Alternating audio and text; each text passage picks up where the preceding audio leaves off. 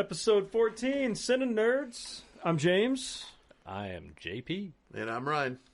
And today we're doing one of my picks. I picked the 2005 movie Red Eye.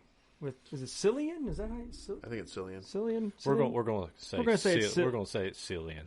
It's not syphilis. It's not Chilean, like I like to call him. Yeah, Chilean. I don't know why I picked this movie other than I've only saw it once. I wanted to see it again, and I figured, well, now's a good time. You're welcome. It's the first time watch for me, so yeah. Oh, really? Yeah. You've never seen this? Nope. Oh. Huh. See, I saw it on TV once, so I saw it cut. I remember when this came out to the theater, versions. and I wanted to go to the theater and watch it, and I never got a chance. And when it came out on DVD, I actually bought this on DVD on a blind buy. I never had seen it, and watched it for the first time after it came out on DVD. And when it came out, after I watched it, I was like, I enjoyed it. I liked it as a film, but I honestly do not remember watching it again until the other week when I watched it.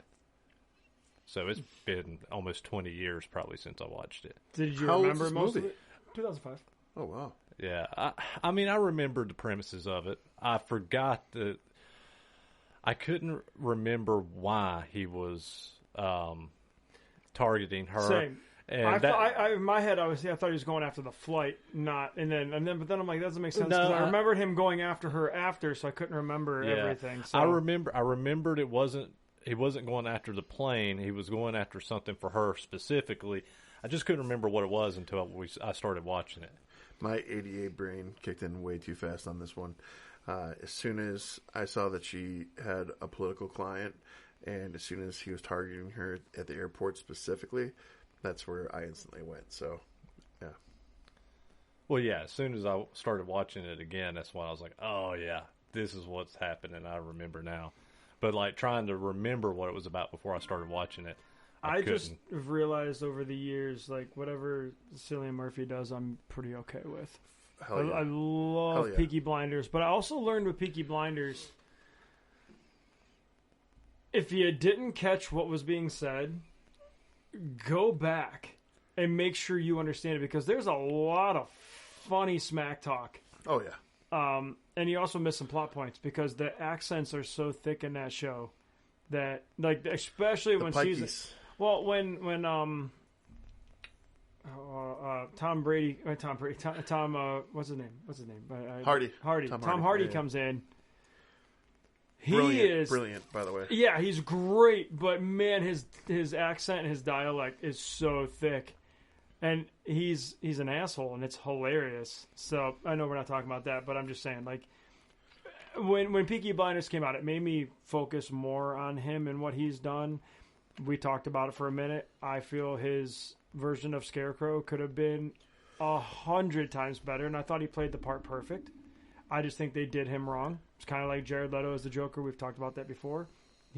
I think they did him wrong. Well, he's in two of my favorite, not my very favorite. Well, one of them is probably one of my favorites, but I love two of these movies that Danny Boyle did that he stars in, which one is Sunshine, which I think is an underrated. I was gonna talk about it. It's an underrated science fiction film. Never saw it. And it stars Cillian Murphy and Chris Evans. And the other one, which is one of my favorite movies, I think any top horror list that doesn't have this movie in it is not an accurate list, because I think it's one of the greatest horror films ever made. And it's a Danny Boyle film that stars Cillian Murphy, which is 28 Days Later. 28 Days Later for me is such a realistic approach at a zombie apocalypse. Oh, yes. The way that it transpires through virus, not just the dead coming back to life and coming up out of the ground.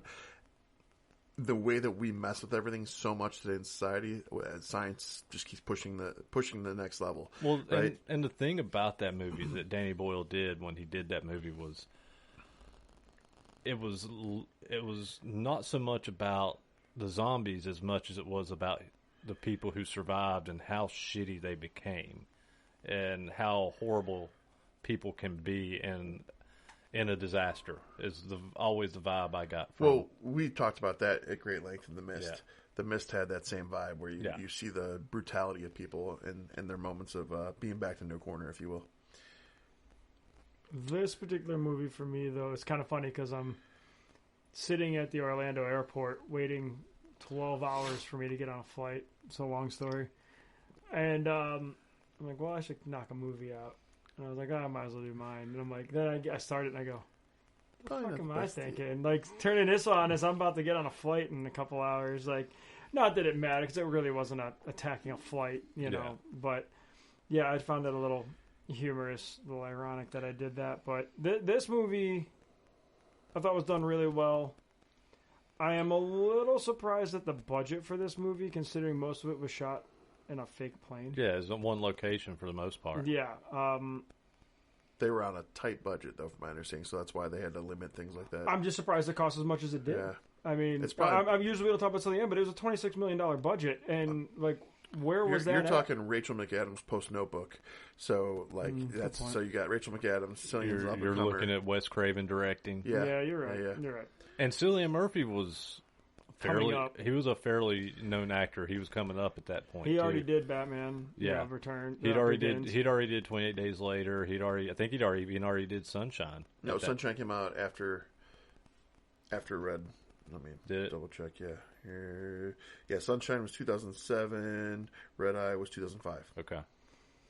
But this movie, I thought that the plot was good. I mean, you know, her grandmother dies. She's just trying to get home on a red eye flight back to Miami, and you know, in line, waiting, and you know, there's delays, and everyone's getting pissy, and it's the same shit you see all the time at an airport. I mean, I've been delayed to where I sat in Las Vegas. I should have been getting home when the flight took off. You know, like it's frustrating.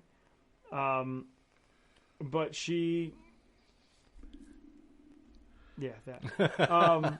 But you know, and she runs into him in line, and you know, and she's trying to calm one guy down, and then he's like, "Hey, we're on the same boat, bud. Calm down." And I love his name. I can't remember what his name was now. You remember it? It was something very reminiscent of other horror films or something. Jackson Ripper. That's what it was. Yeah, like Jack the Ripper. But was it his name? Because, so, there's a part that threw me off with that, where, aren't her father's initials JR? And yes. he said, he used that to his advantage somehow in the movie. I will say it does have it listed as just Jackson Ripner. Right. I think he just got lucky. Possibly. But I do think it's also a very nice planned plot hole, too. Sure. If that was what he chose so he could have the initials be the same. Agreed. And you know, he sticks up for her and then says, "Hey, I'm gonna have, you know, do you want to have a drink?" And she. Oh, he's way more slide than that, dude. He did that great. Yeah, he did, but I mean, that's what he was. It was those blue eyes. It was those blue eyes sucked her right I've got a whole thing about the blue eyes. We'll get there too. But he, you know, and she ends up going to sitting down with him. But then he gets a phone call, and then that's when you realize, okay, this isn't right. And then magically they end up next to each other on the plane, which is really interesting. Now, before all of this happened, we should talk about how in her father's house, someone broke in, stole his wallet. And he said, "I can't find my wallet." You know, he's got a lot of work going on at the house, so who knows, you know. And then as they take off, he says, "Hey, I'm just here for you." Mm-hmm. Which would scare the shit, I think, out of anybody. If you get on a flight and you can't go anywhere, and you find out that someone's sitting outside your parents' house, if you don't do what I tell you, they're dead. I think that would set anybody into a little bit of a frenzy. Did I miss something? No. Just making sure. That whole story, the whole way it builds in, though, I think it does go back to those blue eyes. So I have a whole thing with this. So, like, do you guys remember? Well, I know you do, but the actress Meg Foster? Yeah. By chance? Okay, yeah. She had these insane blue eyes, hypnotizing almost. So it made you more believable to the character, and that's what I think Cillian brings to the table in any movie he's in. See, especially with Peaky, you can tell, and even the Oppenheimer poster, he uses those when he's talking to Rachel McAdams' character. It almost calms everybody. Yeah, it's a Get very away with anything. it's a sense of calm, it's a sense of belief, it's a sense of trust, Calmness and it helps get it across the finish line. yeah, you know? I agree. Or in the case of the Peaky Blinders situation, it delivers, I'm going to fuck you up. so I think there's a powerful aspect behind that helps drive the story along too with this character. I agree with that. She runs a hotel, and it's funny because I just rewatched the episode of Andre when he, and the League. And he's gonna marry his interior decorator, which is the girl that's running the front desk. So I see her and I go, "Oh, it's her." You need to watch that episode. I'm about to review and revisit all of the League. The League is so fucking I only good. saw the first 2 seasons, so She's allergic to his semen. Yes. So we'll leave it at that. what kind of allergy are we talking? Like A little bit of lip swelling? Deadly. Like throat closing, can't breathe. That sucks. Like straight up, he gets told your semen will kill her. That's the worst. Well, the wedding's even better. Yeah. But anyway, so you got this asshole couple at the front desk who just thinks that because they stay there all the time, they should get whatever they want. And you got the girl who's trying to hold down the fort while boss is away, who's obviously super nervous, doesn't want to screw up, kind of saying the wrong things and how to calm. You don't ever say calm down to someone who's upset unless you don't give a shit. And so she calls, and they get it taken care of. Then they get on the flight, and he goes, "Yeah, I'm here for you. And all I need you to do is call the front desk. Change the room. Move this one guy from this room to this room." But they're friends. The guy's there all the time. His family's there. And so she tries every which way to stop this, but she can't because there's a guy sitting outside her dad's house waiting to kill her if she doesn't do what's told. And I really appreciated the little nuances that they did to try to throw him off. The lady who, "Can you help me again? Bitch, you can get your shit up there. Yeah. If your shit's that heavy, you shouldn't have brought it." I think at that point she was flirting. The second time, I could see that. The old lady with the book. Yeah. That was slick. No, give me the highlighter. But you also got to appreciate Cillian Murphy catching all of it. "Oh, I lost my book." "Oh, did you?" "Yeah, because I already took it, you fucking dick." I don't know. I mean, that would be one of the longest flights I'd ever, I just, these are the things that happen. Yeah. It's crazy that these things actually happen.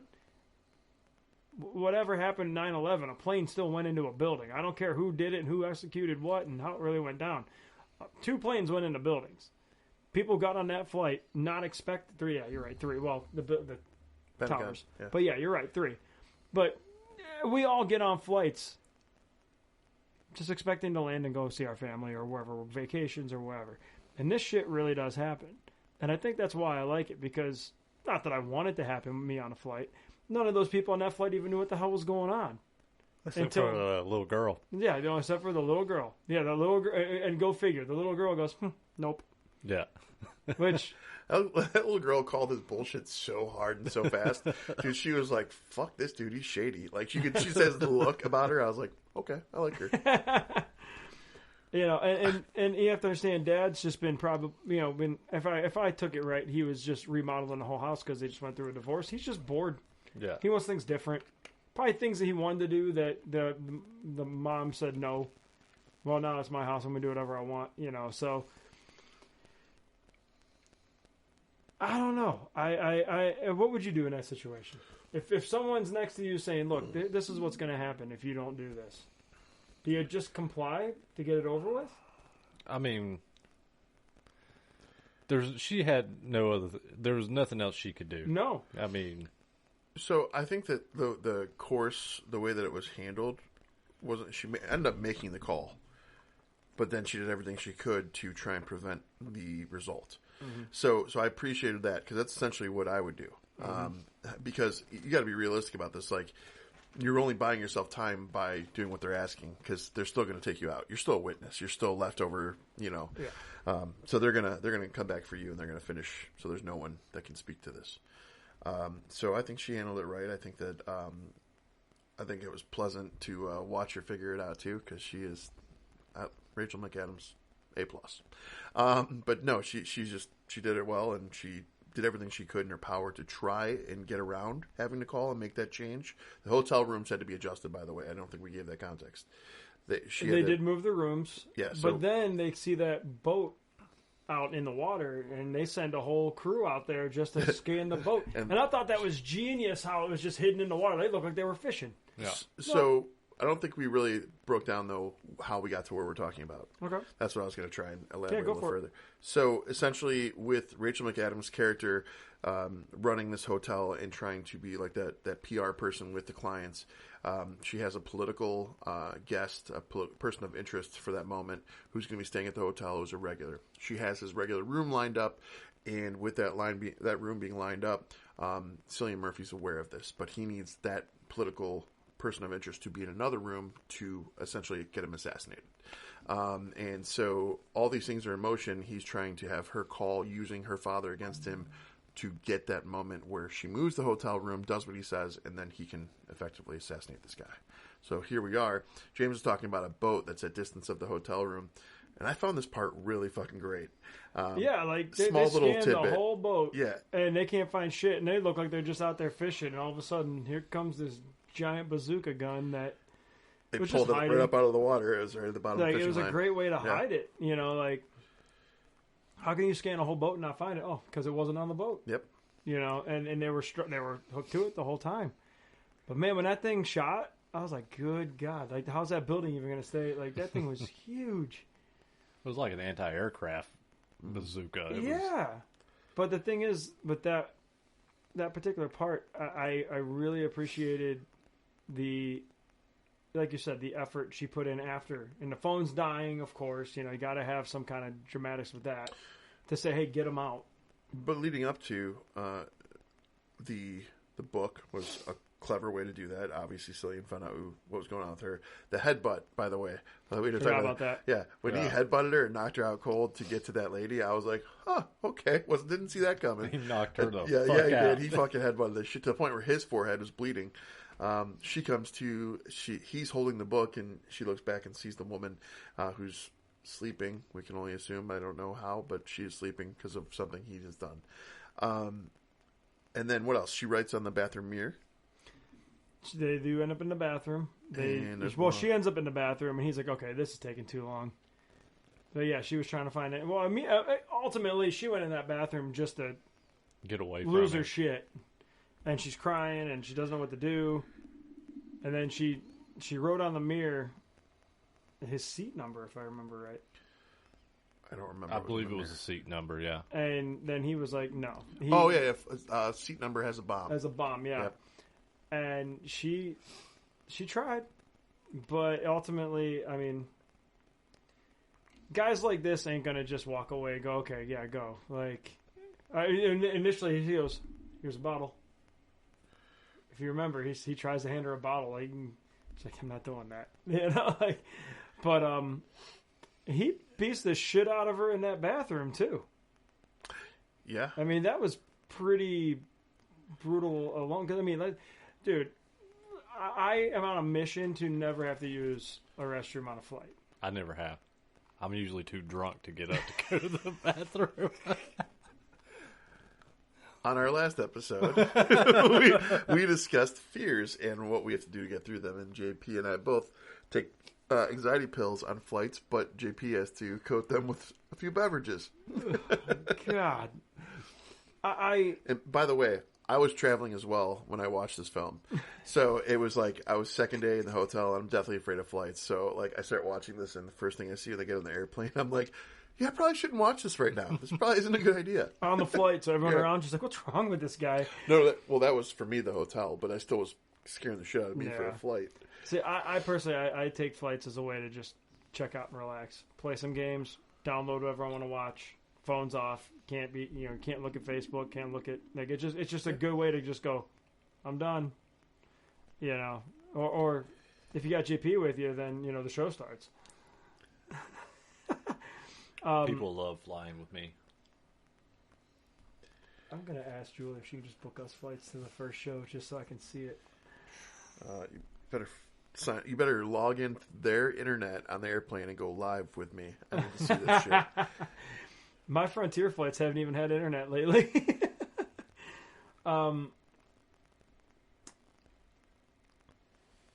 I really liked, and I'm jumping really far ahead right now, but I'm just going to throw it out there. I love how she just gave the old couple shit at the end.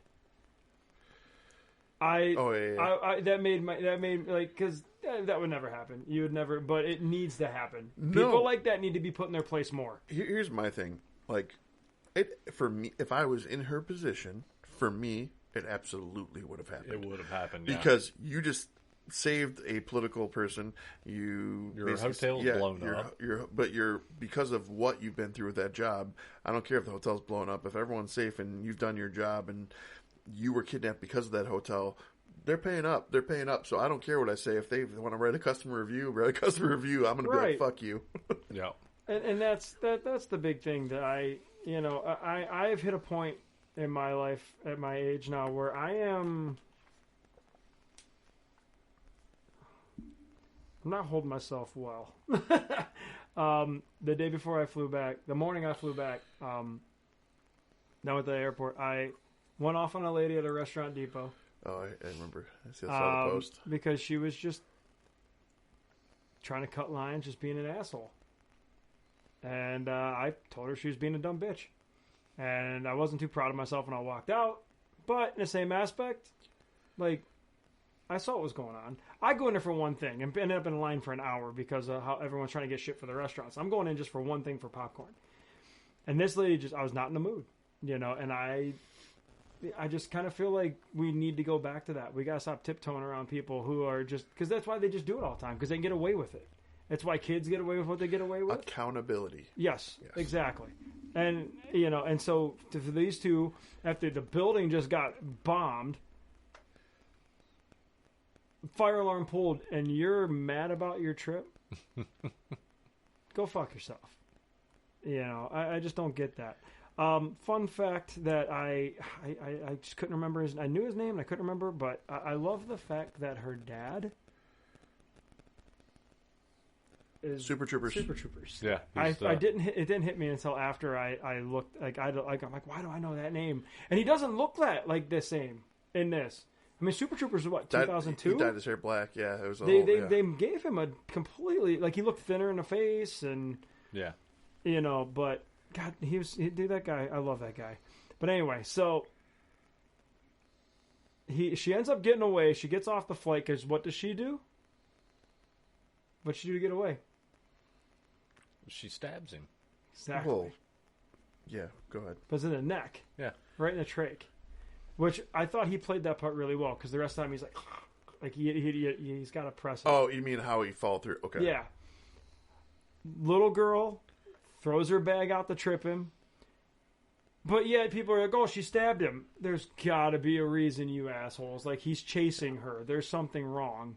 That was the only part of the movie I was just like, come on. Yeah. Like, but with that being said, she gets in the car, steals a car. Did she get a burner phone, or was that her phone? That was his phone. His phone. Okay, yeah. That was the only thing I don't know how I missed it. Yeah, when she stabbed him, she took his phone. But he was almost dead anyway.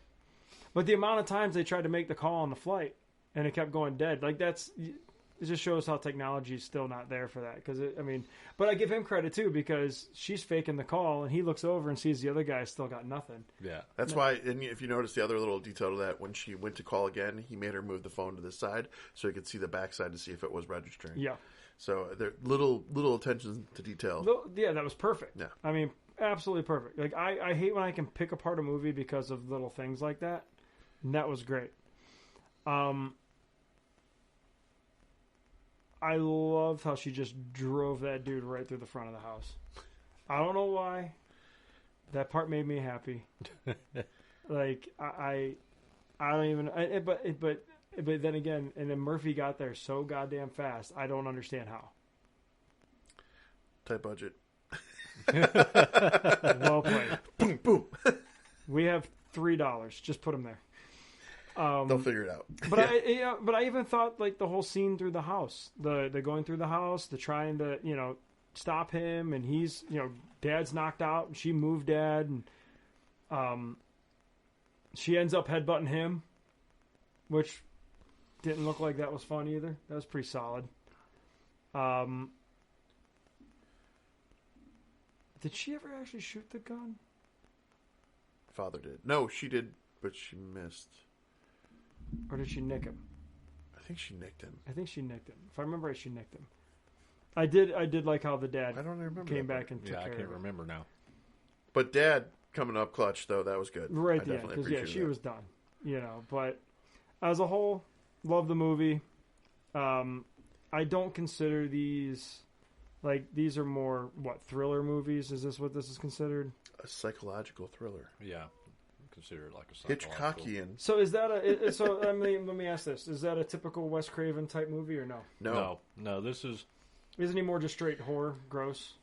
We're talking. Well, he's not really gross, but Nightmare on Elm Street, Scream, Last House on the Left. He did that movie Pulse. Do you remember Pulse? Pulse is awesome. he did Cursed. Yep. So yeah, this This definitely movie, different. and when I put this movie on, I realized it was a Wes Craven movie, and I was like, "This is the least Wes Craven movie I believe I've ever seen." It does say here that the film received positive reviews from critics and fans of Craven's work. You know what this movie reminded me of? Phone Booth. I Because I forgot about that movie. because you've got a singular path, a singular scene, making most with so little, and then there's more on the tail, on the front and back end. Okay. I haven't seen that movie so long I don't even remember it, but I do. Colin remember seeing Farrell and Kiefer Sutherland. yep. it. I haven't seen it in forever.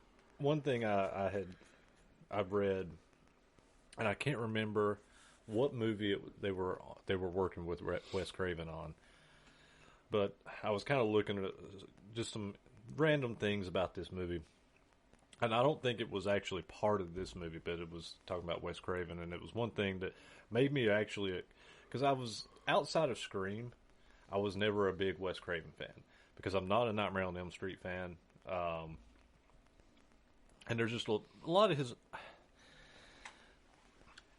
I like him, but I'm just not a big fan of a lot of his stuff. Okay. But this guy that was working with him, and I can't remember what film, and I can't remember what the guy was doing, but it was an interview with him, and he was talking about his time working with Wes, and Wes said something to him that made me appreciate Wes a lot more than what I really have over the years. The guy actually asked Wes after he'd worked with him for a while. He goes, "How does it feel to be considered the master of horror?" And Wes responded with, "I don't know. Ask John Carpenter." Ooh, okay. And I was like, you know what? That gave me a new light on Wes Craven as a person. I love that when people have humility and they're humble like that. I applaud it. That's like anytime someone says that to Jordan just he cringes at it. Yeah. Then you got people like LeBron sitting there going, "That made me the greatest ever." Like those who talk like that. LeBron or Jordan? Come on, people. Jordan. I'm not a sports guy. We all agree, Jordan. Yeah. That's just the guy's on my license plate. Like it's just our era. We saw that work put in. I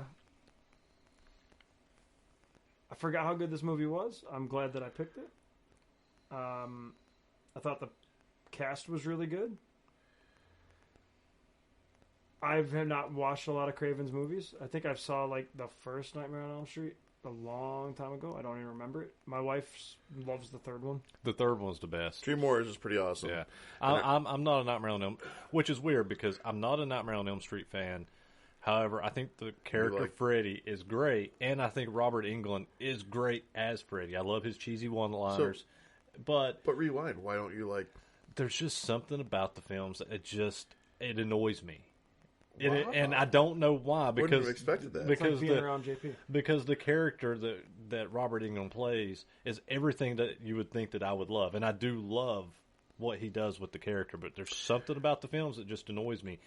But Part 3, I actually do really enjoy that movie. So, for me, and yes, I'm moving away from Red Eye for a moment here, but Nightmare on Elm Street, the first one, the first big scene where the girl is going back and forth across the ceiling because she's being attacked in her sleep and blood's flying everywhere.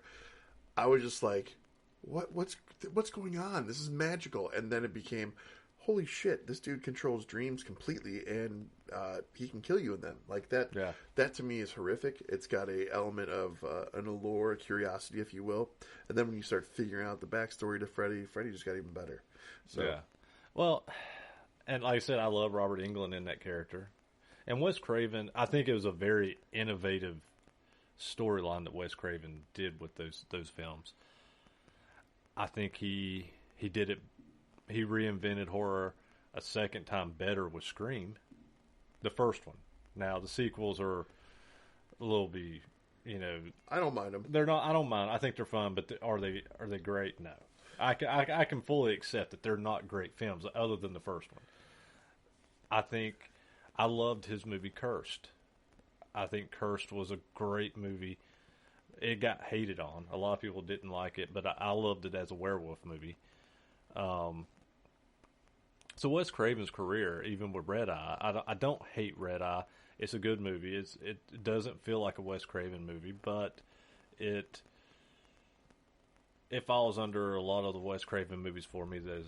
It's pretty good, and to me, to carry on that Wes Craven point, I did think there was a normalcy that sparked horror in itself in Cillian Murphy's character.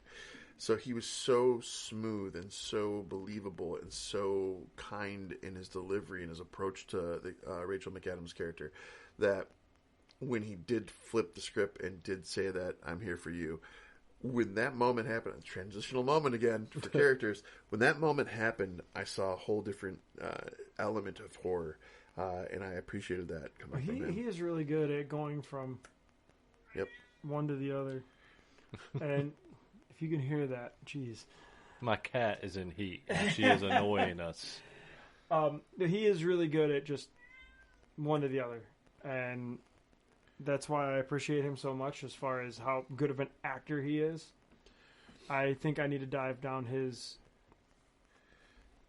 hole a little bit more as far as finding out more movies. That's why I said, see what you do. I need to go down his list of movies, though, and really just see other stuff that he's done, because the first time I ever saw him was Batman Begins. And I enjoyed him on it, but I just felt like they didn't do him right on the part. The first time I saw him was 28 Days Later. That was my When first. did that come out? That was in 2002. So that came out at the same time as Batman Begins. So Batman Begins was, I think, right after that. 2002. Are you sure? Yes. I feel like 28 Days Later was... Maybe it was 2003. Yeah, I think it was a little later. I know 28 Days Later came out before. Where are we? 2002. Batman Begins was 2005. 2005, yeah. Oh, and he was... I forgot, he was also in Cold Mountain, which my wife loves. Big chick flick there. I had never seen that. It's interesting from the Civil War standpoint, but it's definitely a chick flick. Not that there's anything wrong with those. But 28 Days Later was for sure the first one that I knew of and saw him in. And then as his career kept ramping, I was impressed to see him in things like he got into Tron Legacy. What else did he do right around that time? Inception. He definitely crushed it in a couple things. And to your point, too, with the Batman stuff, you said this earlier and you just brought up the Batman stuff again, but God, you're right. He was so underutilized in that, and I feel like that character element when we're talking about seeing him flip, I would have loved to see him really go down the Scarecrow path for that villain. I wish that they would have did it. I mean, I love the version of Scarecrow in the Arkham video games. Yeah. Well, that's the whole new Batverse. That's what they're... Yeah. Which is what they need to do. I enjoyed him as Scarecrow in Batman Begins. I thought his role was pretty solid in that film. It was just in the follow-up films, just having him have little cameos was just a waste. He should have been in those movies and in those movies. Yeah. You know. Agreed. It's such a waste. Yeah. Flipping away from the Scarecrow element, the new rumor, which I hope to God comes to fruition, would be Dr. Doom. If he took over Dr. Doom, we'd get that psycho crazy. I heard that he's in the running for Dr. Doom, and there was somebody else. I know. I saw the other one, and I can't remember who but both of them were Henry Cavill. Was it Henry? I don't think what I saw was Henry Cavill. It was Henry Cavill this past week got locked in as some character in Marvel Universe. I don't know what he can sign to, but supposedly he is locked in. Kevin Feige said that he has signed, but it has not said what it is. But so it's very worrisome with Doctor Doom role being casted. You know that's being casted, and so what else I found out? So a lot of people who are more into the deep dives than myself, they already dug into the Deadpool 3 trailer. And the Deadpool 3 trailer has a lot of stills, and one of the stills happens to be a comic book of Secret Wars. And there's a plane where these Secret Wars, where all the heroes from all the different universes all fight in one space, basically, so they don't ruin their worlds, and they fight in this space. And on that cover of Secret Wars, Dr. Doom is half of that. So if they start going down that path, they'll hopefully fix whatever's going on with Marvel now, because right now it needs that love. The Deadpool Wolverine trailer is fantastic. Yeah. I still like though just the when they did that like a year ago where Hugh walked by and he goes, "Hey, you want to do a movie or whatever?" You're like, "All right." Just walked like I was like, "Yes." Like, and I've never seen any of the Wolverine movies. Like, wasn't that pre-pandemic that we got that though? Wasn't that? I mean, I feel like that was been earlier. It's been a couple years. Yeah, I feel like that was supposed to be sooner, but it got pushed out because all that shit. Yeah, I've not been really excited about a lot of stuff Marvel. But I've been excited for that, for sure. The way they use the TVA in the trailer. Yeah. And the way that you just see almost Ryan Reynolds' face or Deadpool light up. Like, I've got a whole playground. And as you see, like, they can fix so much. They can have so many different characters come back. They have so much to work with here.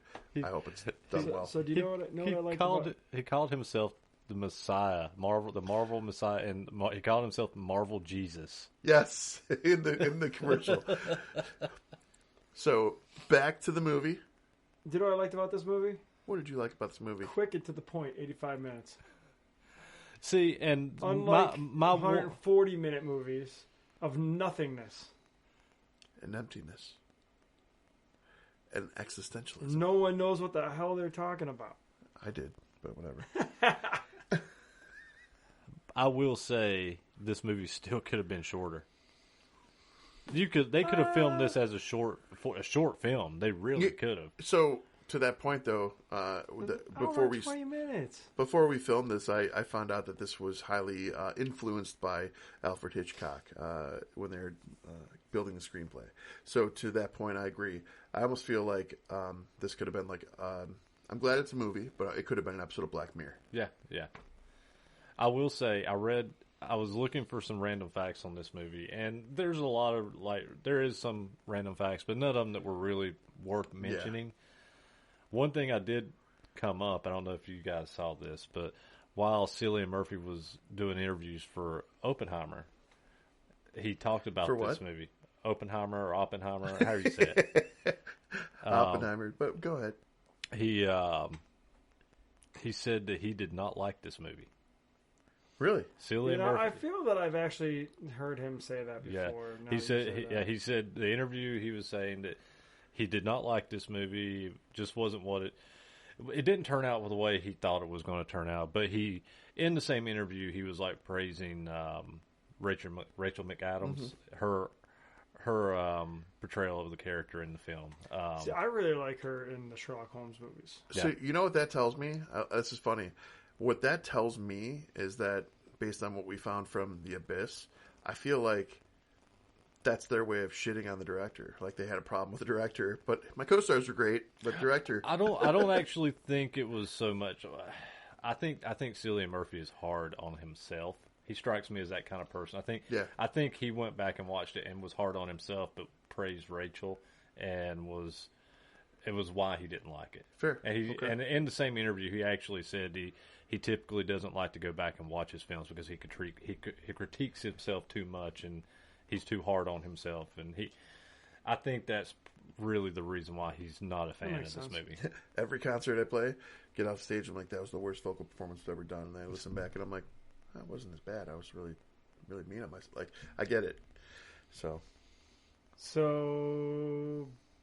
we talked about it already, but the budget for this was $26 million.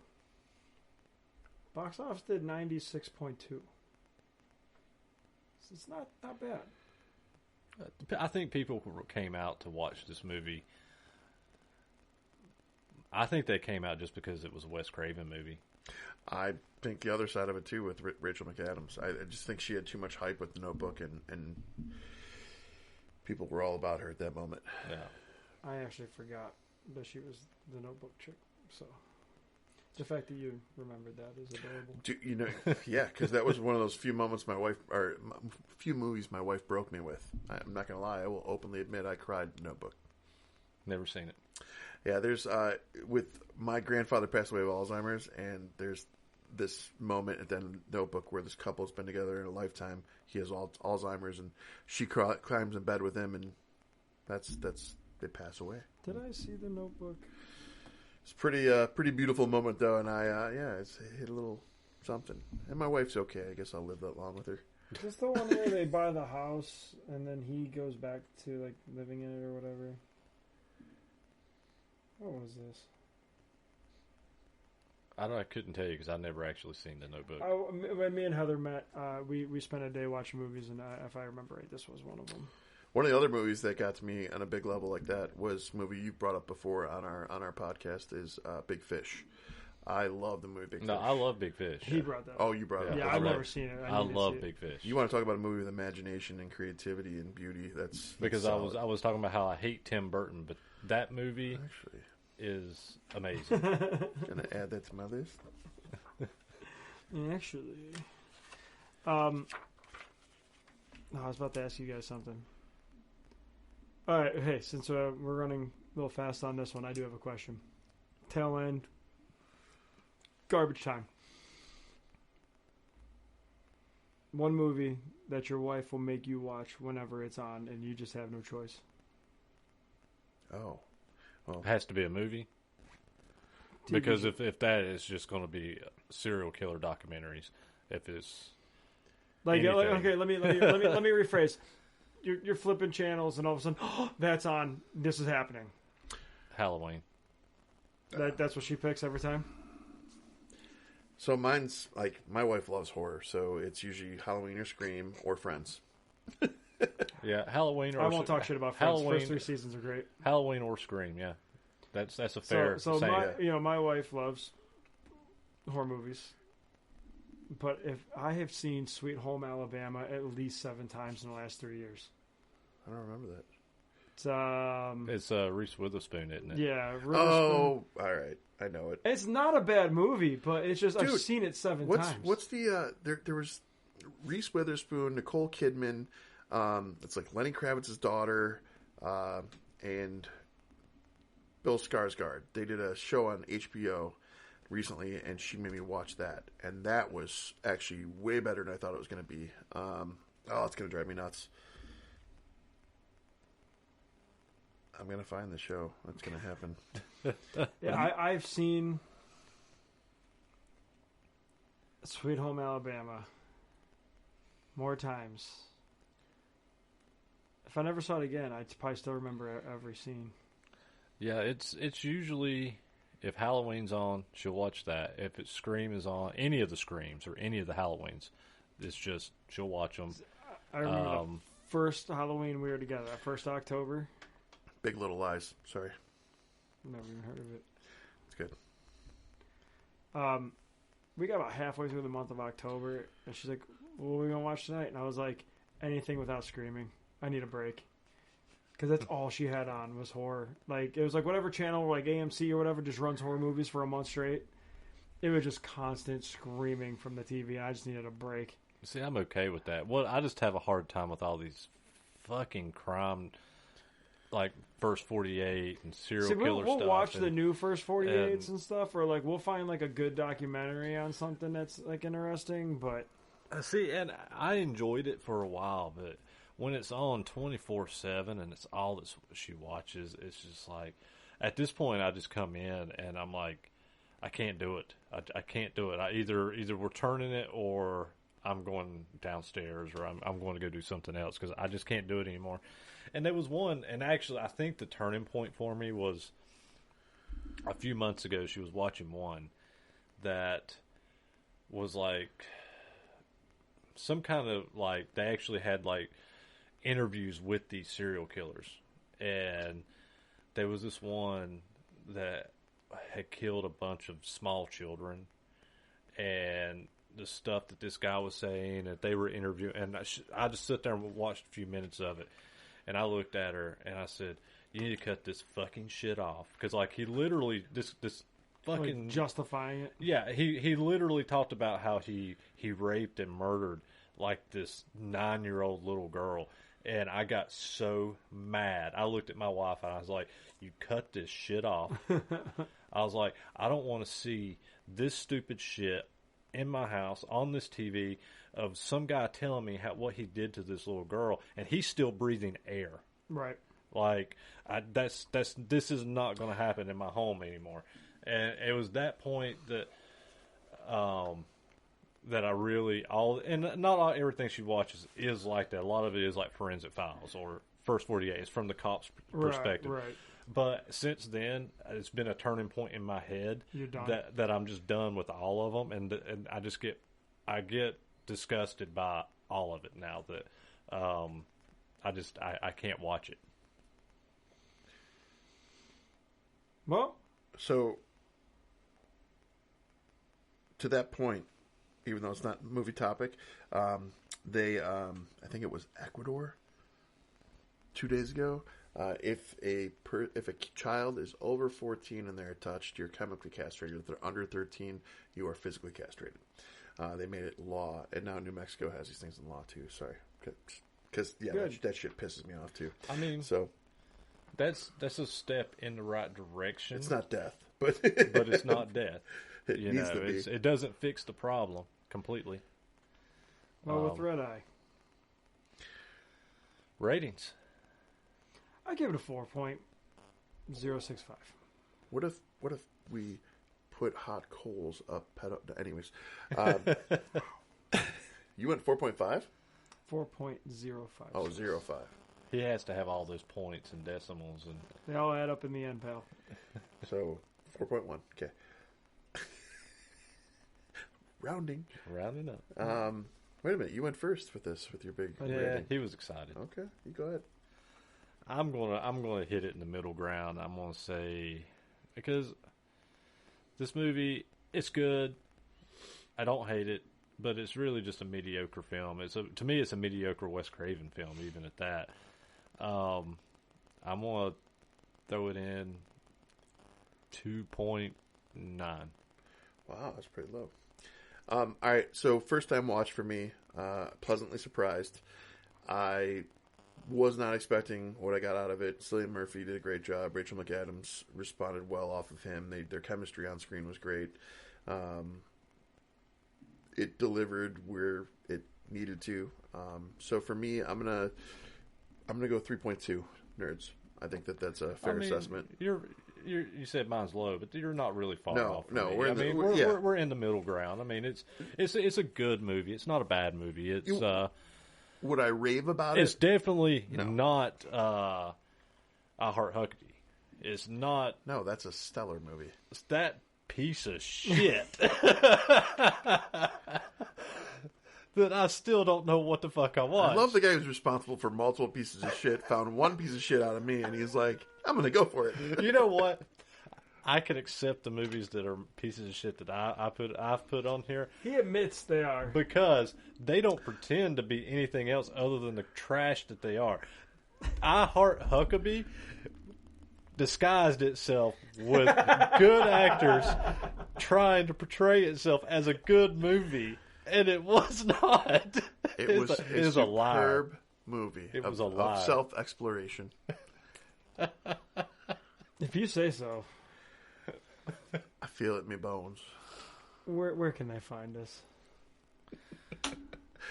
If you have any comments, suggestions, or questions for us, 3cinenerds@gmail.com is the email. If you want to check us out on any of the platforms you use for your podcast viewing or listening, it's in our Facebook bio in our link tree. And we also have a merch store there. Oh, yeah, shirt. I still need to order a shirt. I haven't done it yet. Please go to our Apple Podcasts, Spotify, iHeartRadio, whatever you're listening to us on. Leave a review. It helps. So, yeah, give us a review. Give us a follow. Give us a share. Subscribe. Invite people. You know the drill. Just do all that. Any of your like-minded cinema friends, share it with them, please. If you're watching this on YouTube and you listen on Spotify or you have Spotify, just follow us on Spotify so it gives us some followers. Even if you're watching us on YouTube, just give us a follow, review, comment. You can comment on our YouTube. Yeah, that's kind of the drill. Do it. I dare you. I double dog dare you. I triple dog dare you. You get your tongue stuck on the pole, bro. Giggity. Well, we've made Giggity. We were going to say our exit, but James is lost for a moment. We'll get him back shortly. Bye. CineNerds out. Later.